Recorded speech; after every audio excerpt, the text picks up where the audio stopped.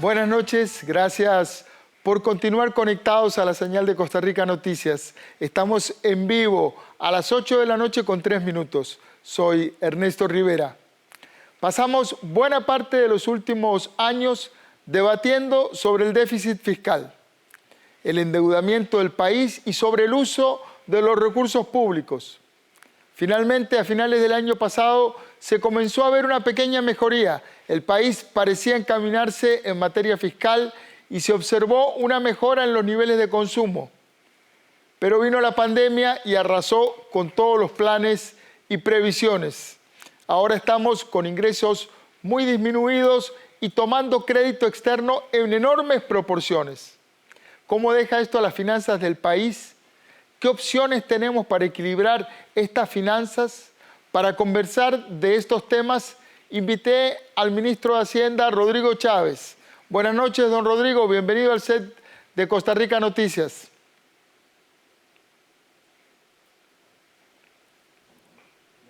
Muchas gracias por la invitación. Don Rodrigo, hablemos primero de la época pre-COVID. ¿Cómo estaba la salud financiera del país antes de la pandemia? Mira, la salud financiera del país ha venido convaleciente por una gran cantidad de tiempo. Los indicadores fiscales empezaron a deteriorar desde hace 20 años. Vienen los eventos del 2018, que ustedes conocen bien, y la aprobación de la ley 9635. Eso hace que, junto con otras medidas, la salud convaleciente del Estado empieza a mejorar. Como usted dijo muy bien, en marzo del 2020 tuvimos el déficit fiscal más bajo en 10 años. Empezamos a recoger más dinero más calidad en términos de recaudación, y paramos el crecimiento del gasto público, particularmente salarios. Estábamos mejorando, pero teníamos un sistema inmunológico económicamente hablando débil. Y ahí nos agarra el COVID. El COVID interrumpe la actividad económica y por lo tanto la recuperación. Don Rodrigo, ¿cuál es la previsión sobre la merma en la recaudación que va a tener el Estado y lo que va a provocar esta cuarentena? Mire, Ernesto, déjeme decirle una cosa desde el principio que me gustaría repetírsela a todos y todas las personas que estén interesadas en este tema. Quien proponga proyecciones y diga que son exactas, yo creo que no está siendo franco, porque en este caso la posibilidad de predecir las variables macroeconómicas es imposible, no existe. ¿Por qué? Porque usted tiene un tema de cuánto tiempo vamos a tener el aislamiento físico y cuántas olas podría tener el coronavirus o COVID-19. Entonces, las proyecciones en este momento son supuestos sobre cuánto va a durar, cuánto va a ser la contracción económica. Nosotros hemos tomado una serie de medidas de gobierno que incluyen la morosidad, la moratoria en pago de impuestos. Hemos recortado ya 142 mil millones de colones del presupuesto, etc. Nuestra mejor proyección al día de hoy es que vamos a tener un déficit financiero de 8.6% del PIB y un déficit primario de 3.4% del PIB. Suponiendo que la economía se levanta o que se vuelve al funcionamiento normal ya para septiembre de este año. Don Rodrigo, está volando a ciegas, eso es lo que me está diciendo.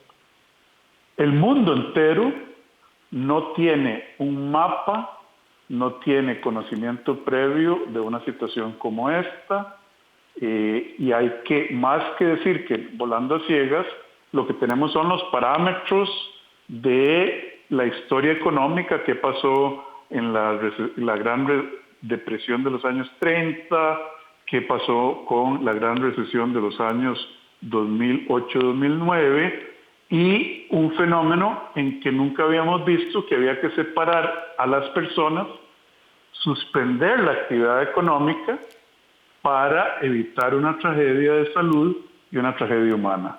Entonces, no es que no tengamos instrumentos, lo que no tenemos es un mapa sobre la tierra sobre la que estamos volando. Así es, cambiaron los continentes de lugar. Así es. Don Rodrigo, estamos tomando crédito externo en grandes proporciones.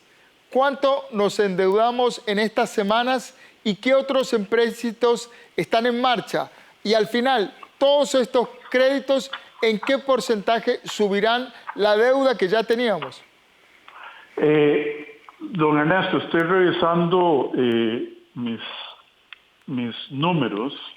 Mire, estos empréstitos lo que van a hacer es financiar las presiones de gasto que la pandemia ha provocado.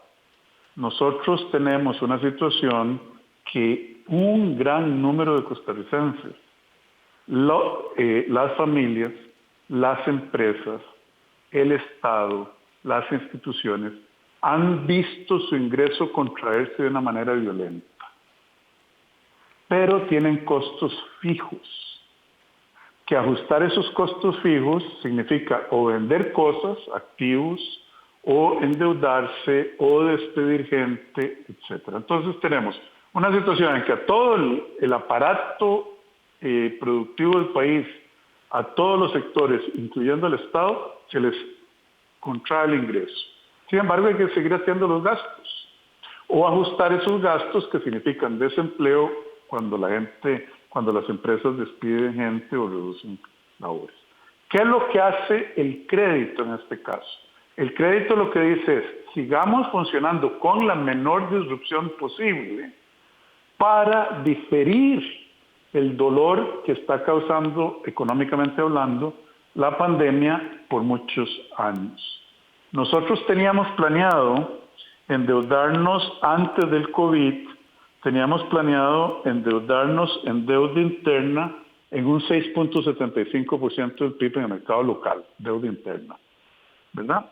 Y ahora, más bien, y en ese momento teníamos planeado endeudarnos en deuda externa, fundamentalmente con los organismos internacionales, en un 3.8%. ¿Qué hace el gobierno ante el COVID? El gobierno dice, en lugar de ahora endeudarnos en 6.75%, en el mercado interno, nos vamos a endeudar nada más en 5.39% del PIB. Y en lugar de endeudarnos en deuda externa un 3.8%, nos vamos a endeudar un 7.06% con los organismos internacionales. Le quitamos la presión al mercado local para que la gente no tenga que pagar tasas de interés más altas sobre sus hipotecas, para que las instituciones públicas no tengan que endeudarse a tasas muy altas, incluyendo el Ministerio de Hacienda, y estamos aprovechando condiciones muy blandas, como por ejemplo el préstamo del Fondo Monetario Internacional, que está al 1.8% anual, mientras que hoy a 5 años de plazo, con 3 de gracia. Hoy nos endeudamos en la mañana en el mercado doméstico a 8.48%, a 5 años plazo y sin gracia, y sin periodo de gracia. Entonces, ahí hay casi 6 puntos y medio que hay que pagar en intereses más en el mercado local. Por eso es que estamos endeudándonos donde es barato y donde nos prestan a largo plazo. Don Rodrigo, usted mencionó un organismo multilateral que es muy polémico a la hora de pedirle crédito, el Fondo Monetario Internacional. Solo el nombre, hay experiencias muy variadas y algunas muy negativas en América Latina con esos créditos. Ese crédito tiene condicionantes, es un crédito muy barato, como usted dice. Tiene condicionantes, viene con cláusulas que dicen, sí, le presto, pero usted tiene que hacer tal y cual cosa. Don Ernesto, el préstamo al que accedió el gobierno de la República de Fondo Monetario, que obviamente la Asamblea Legislativa va a tener que aprobar, como todos los empréstitos internacionales en este país, primero los documentos son públicos, están en la página web del Fondo Monetario, y ahí no hay gavetas. Entonces, quien quiere ir a estudiar esto en detalle, que lo haga, y me parece que esa transparencia es adecuada. Segundo, este préstamo es por 504 millones de dólares. Se llama un instrumento de financiamiento rápido y no tiene condiciones como tales. Lo único que el Fondo Monetario pidió es una carta firmada por su servidor y por el gobernador y por el presidente del Banco Central, Rodrigo Cubero, diciendo cómo piensa Costa Rica establecer un paso sostenible o una trayectoria sostenible de la deuda pública en el mediano plazo, que significa llevar la razón de deuda PIB a un 50% del PIB, de deuda PIB, en el año 2030. Y eso requiere un ajuste de gastos y de ingresos del sector público de un 1.8% del PIB en los próximos años, 2-3 años. Ese es la única certeza que el fondo pide, que el país declare que efectivamente nos interesa la sostenibilidad de la deuda, que obviamente a los costarricenses les interesa, porque no queremos aquí problemas de deuda. Muchas gracias. Eso es el tema con el fondo. Don Rodrigo, en una crisis como esta, no todos los sectores sociales se ven afectados de la misma manera. ¿Qué opciones analizan para equilibrar las cargas tributarias de gente que perdió sus empleos o su pequeña empresa? ¿Cómo ayudarlos a no cerrar? Usted está haciendo una pregunta fundamental, don Ernesto. Yo quisiera elaborar un poquito. Las crisis financieras siempre tienen una consecuencia sobre la distribución del ingreso y el bienestar relativo de diferentes grupos en la economía. La Gran Depresión de los años 30 igualó, es decir, disminuyó la inigualdad o la falta de equidad en la distribución del ingreso en los Estados Unidos. ¿Por qué? Porque apareció el New Deal, que el presidente Roosevelt, porque los sindicatos se organizaron, negociaron mejores condiciones y a la gente de más recursos le subieron los impuestos. Ese es un ejemplo que después de la recuperación de la Gran Depresión, la distribución del ingreso en los Estados Unidos mejoró. La gran recesión del 2008 empeoró la distribución del ingreso, ¿verdad? En Estados Unidos y en el mundo en general. Severamente. ¿Perdóneme? Severamente. Exacto. Entonces, una de las cosas que esta nación, este país, tiene que preguntarse es, empezamos como uno de los 10 países más desiguales del mundo. ¿Cómo vamos a salir de esta crisis? Y ahí es donde entra el apoyo del Estado a lo que usted llama los grupos afectados, y ese apoyo, como ha sido anunciado muchas veces por el gobierno, tiene varias líneas, varios frentes de batalla. Primero, asegurarse que los que perdieron su ingreso de una manera dramática y que tengan necesidades básicas que no se pueden llenar, accedan al bono proteger. 225.000 millones de colones por 3 meses. Asegurarse que el Estado no compita con el sector privado por liquidez. Moratoria tributaria. Asegurarse que haya 900.000 millones de colones en el sector financiero para créditos, ¿verdad?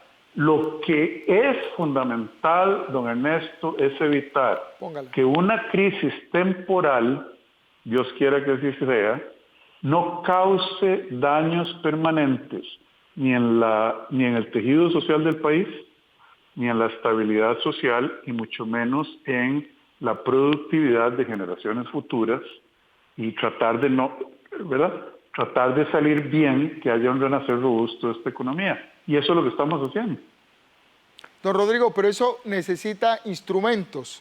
Es decir, estos ajustes que se dan, como lo que pasó en el año 1930 con la crisis o posterior con la crisis financiera de los Estados Unidos, requirió de instrumentos. La canciller alemana Angela Merkel dijo la semana pasada que uno de los problemas de América Latina es que los ricos no quieren pagar nada.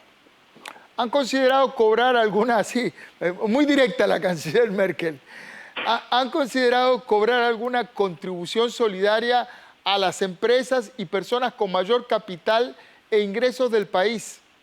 Ojo, la pregunta no es sobre salarios, sino sobre capital. No estoy hablando de clase media alta o media, sino de grandes empresas. Don Ernesto, eso es música a mis oídos. Y le voy a decir por qué. Yo asumí mi posición como ministro de Hacienda hace 5 meses. Lo primero que dije el día que el presidente Alvarado me juramentó es: hay que pelear contra la evasión fiscal de este país con todos los instrumentos. La canciller Merkel vive una realidad muy diferente. Alemania tiene un superávit fiscal, ¿verdad? Y ella tiene un espacio que es muchísimo más grande que tiene Costa Rica. Nosotros empezamos con un déficit alto. Esta semana, usted sabe, que el Banco Mundial le aprobó al Ministerio de Hacienda 156 millones de préstamo para comprar tecnología de punta y reparar el gran error histórico de que nosotros no hemos invertido en tecnología para reducir la evasión de impuestos, para controlar nuestras aduanas, para darle buen servicio al cliente, al contribuyente, para manejar nuestros activos y gastos estatales mejor. Hacienda tiene 59 programas de cómputo. El más nuevo es el TICA, que debe tener 19 años, totalmente obsoleto. No tenemos plataformas unificadas. ¿Cómo se va a pelear contra la evasión si no se tienen los instrumentos? Eso yo le insto de la manera más respetuosa a los diputados y diputadas que nos den los instrumentos, las herramientas para luchar contra la evasión, contra la ilegalidad, cobrando los impuestos que ya existen en un trabajo cooperativo entre la Asamblea y el gobierno y hasta el sector privado. A los empresarios honestos no les es fácil competir contra la gente que usa ilegalidad, evasión, porque la cancha no está nivelada. Entonces la canciller Merkel tiene razón. Hay que hacer que quien puede pague los impuestos que existen primero. Los impuestos y en general la convivencia social en un Estado tiene niveles de legitimidad y que las personas, los grupos que intervienen deben reconocer. ¿Cómo reconocer un nivel de legitimidad para un señor o una señora que tiene un salón de belleza o una soda en un barrio y que con eso es lo que vive y tiene que pagar sus impuestos con eso, cuando se entera o lee que un grupo de grandes empresas, de los grandes contribuyentes del país, ha pagado durante años impuesto cero durante reiterados periodos? ¿Cómo se proponen restaurar esa legitimidad? Mire, el tejido social de una sociedad, especialmente de una democracia, requiere fortaleza, requiere, como usted dice, legitimidad, requiere un sentido de justicia en la política pública, y eso es porque la razón por la cual, desde que yo me juramenté como ministro de Hacienda, he prometido luchar contra la evasión, primero que todo. Un segundo paso es la elusión, porque la elusión no es evadir, sino es evitar impuestos. Y entonces tenemos que empezar a asegurarnos, a cruzar bases de datos. A mí se me criticó en algún momento porque yo dije que la gente hay individuos en este país que manejan carros muy caros o viven una vida con estándares que no son consistentes con el hecho de que no declaran impuestos o que no pagan montos que sean comparables con su estilo de vida. Alguna gente me criticó por eso, pero yo creo que ahí es donde la gente dice, la gran cantidad de la población de Costa Rica, ¿cómo puede ser que a mí se me cobren el IVA? ¿Cómo puede ser que yo pague impuestos cuando hay gente que obviamente tiene recursos y un estándar de vida que no se sabe de dónde vienen y que no están pagando su porción justa? Eso hay que arreglarlo. Y yo estoy totalmente comprometido a eso. Ojalá los señoras y señores diputadas nos den las herramientas requeridas para luchar contra eso. ¿Grandes patrimonios, individuales o corporativos? En Noruega, Colombia tiene un impuesto a los grandes patrimonios. Colombia, individuales o corporativos. En Noruega, Suecia, Finlandia, la carga tributaria es superior al 52%. Sí, señor. ¿Por qué no hacerlo en Costa Rica? A los noruegos les va muy bien, ¿eh? A los noruegos les va muy bien. Desde varias perspectivas, tienen realidades muy diferentes. En Noruega, el porcentaje de informalidad, yo diría que es despreciable.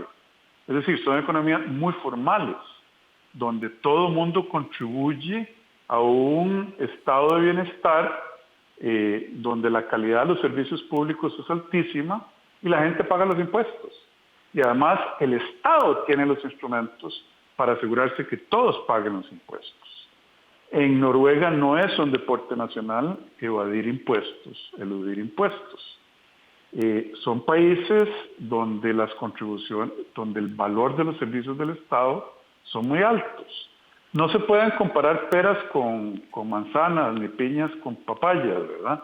La realidad costarricense es que tenemos una tradición tributaria de una presión tributaria baja del gobierno central, menos del 11% del PIB. Yo no creo que en Costa Rica haya apetito político para subir esa presión a los niveles que usted menciona. Es decir, es un tema de que no hay consenso político para reformarlo. Hay también un elemento ahí que quiero ponerle sobre la mesa ya muy brevemente porque se nos va acabando el tiempo, y es el tema de la sanción moral. En estos países que mencionábamos, en Noruega, en Finlandia, eludir impuestos, que es la manera legal de no pagarlos, con una asesoría muy compleja y con muchos recursos legales aplicados, es visto como sancionable moralmente. Nadie se ufana de ello. Sin embargo, no es así en nuestro país. Mire, yo le voy a decir una cosa, no vayamos tan largo, vayamos un poquito más cerca a los Estados Unidos de América. Es un país más familiar para los costarricenses. En Estados Unidos hay un dicho que dice que solo existen dos certezas en la vida. La primera es que nos vamos a morir y la segunda es que vamos a pagar impuestos. Eso se lo dice a usted un adolescente. Segundo, en Estados Unidos eludir y evadir impuestos es penalizado por cárcel. La probabilidad de que a usted lo pesquen haciendo eso es altísima y la penalidad es altísima. Y el Internal Revenue Service, que es el departamento, la Dirección General de Tributación en Estados Unidos, tiene los instrumentos más modernos para detectar, cuantificar y perseguir judicialmente a quien evade y elude impuestos. Entonces, en Costa Rica, ni los instrumentos, ni la cultura, ni el marco jurídico es comparable con el de los países que usted menciona. No ha habido voluntad política en Costa Rica por muchos años. El IVA aparece en Costa Rica fue el último país en el hemisferio occidental, es decir, de todo el continente americano que tuvo un IVA, y tenemos uno de los IVA más bajos. Y usted, don Ernesto, sabe muy bien, y su audiencia, cuánto costó pasar la ley 9635. Así es, don Rodrigo. Muchas cosas por resolver. Lo cierto es que hay un desafío económico muy importante en los próximos meses y años que vienen. Tenemos que salir de esta crisis en la que nos metió esta pandemia y tenemos que salir, ojalá, como usted decía, invirtiendo. Entramos como uno de los países menos equitativos del mundo. Ojalá que podamos revertir esa tendencia y en buena parte depende de ustedes en Hacienda. Yo sé que no la tienen fácil, pero mis mejores deseos para que así lo logren. Don Ernesto, muchísimas gracias. Yo nada más quiero dejarle una reflexión a usted y a la población y ciudadanía de este país. Podremos salir, juntos podemos salir y construir una Costa Rica mejor. Pero si el país y los grupos de este país se ponen a defender no un metro cuadrado de intereses, sino un centímetro cuadrado de intereses, eso no nos va a ayudar. Esto es un momento de próceres, no de políticos, y de gente que ama este país para que todos contribuyamos a la solución de un problema que nadie causó más que la madre naturaleza. Muchas gracias. Gracias, don Rodrigo Chávez, ministro de Hacienda. Y a ustedes, muchas gracias por estar ahí. Recuerden, trabajamos para usted. Somos la televisión pública de Costa Rica.